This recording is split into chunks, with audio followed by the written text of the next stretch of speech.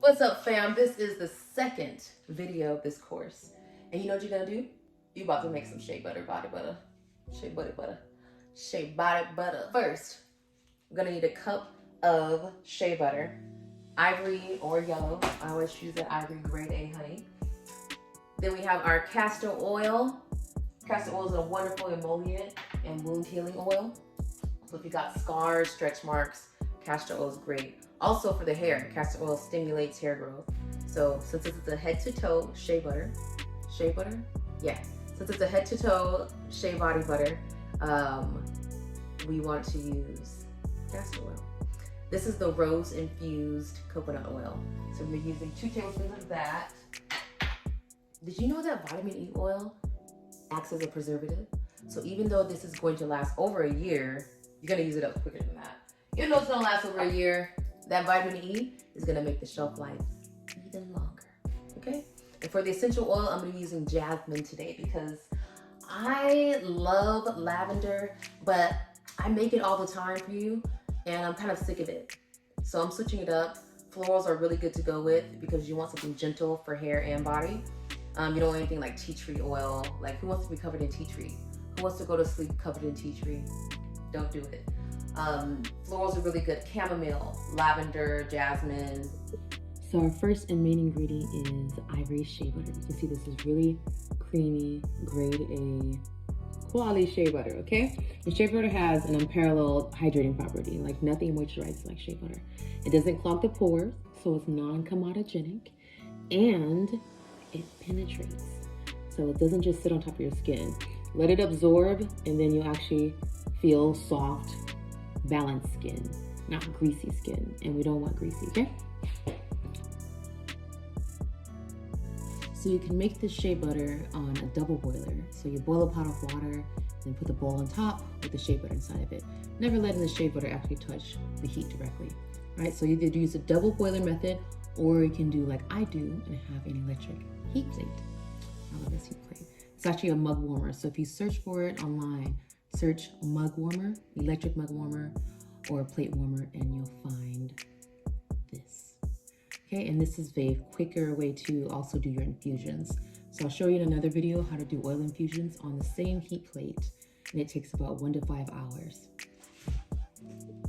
So since my coconut oil is already melted, what I'm gonna do is let this melt all the way down and then add in my other oils, give it a really good stir, and then put it in the fridge so that it can get firm. And once it gets firm, then we're gonna whip it up with my hand mixer.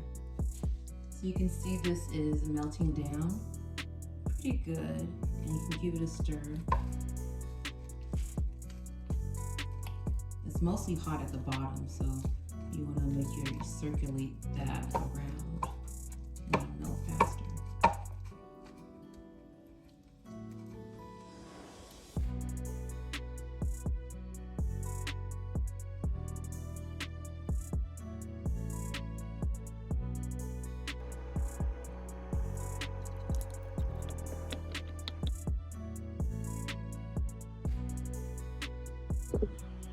Now that our shea butter is melted, we're going to add 1 teaspoon of castor oil.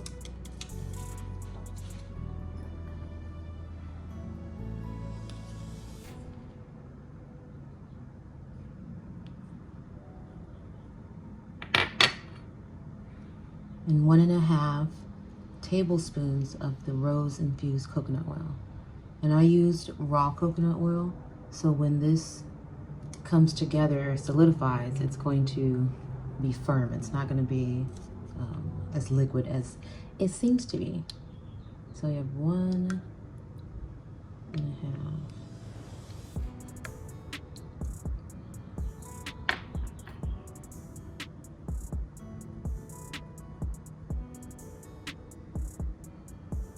Okay, then lastly, well, not lastly, we still have 2 more ingredients.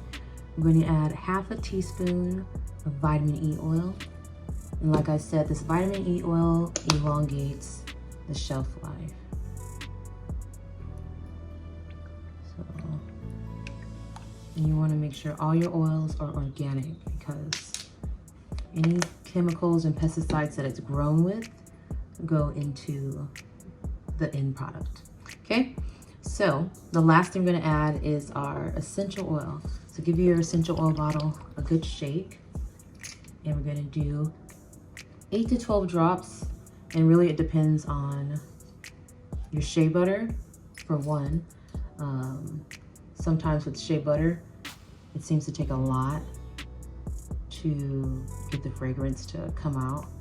So it really depends on your formula. So 8 to 12 drops. And then if you need more at the end, you can always add more. So no worries. It's up to you. I wouldn't say don't add more than 20 because you don't want to have too much essential oil. Then it can be drying and too harsh for your skin, and we don't want that. So your essential oils also have to be in balance. Okay, so after this is all done, we're going to give it a good stir and combine the ingredients as well as we can, because you don't want it to be separated as it solidifies. Then it's going to solidify in different chunks and you'll get granules.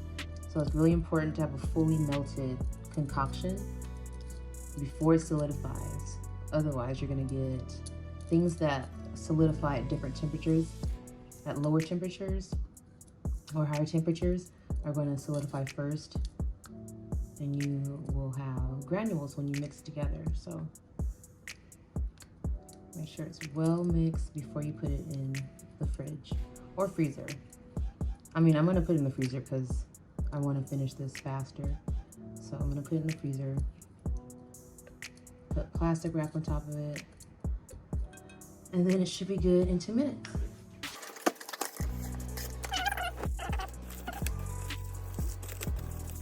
And this is what happens when you let it stay in the fridge for too long. So I'm going to carve this off the bowl and try to mix it anyways.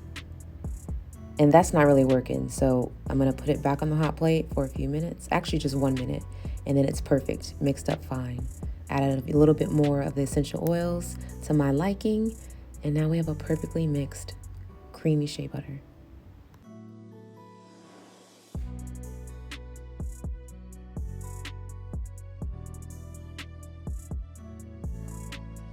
So this is the finished product.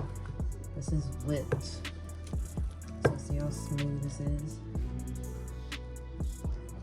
It's got a little air in it. It's nice and light.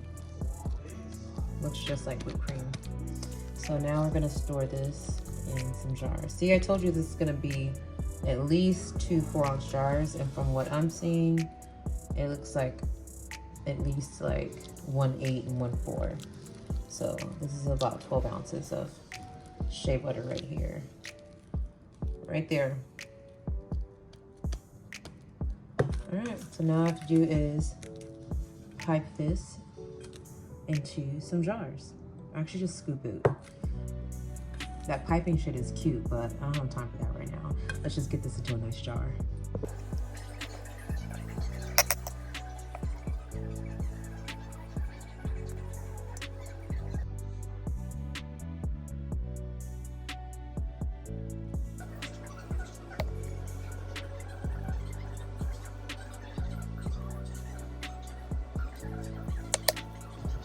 Now it's time to see how it lays.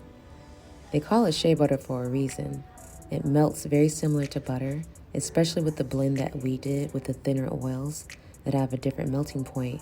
Those are going to help it melt faster and give us that nice, balanced, easy to rub in body butter that can also be used on your hair.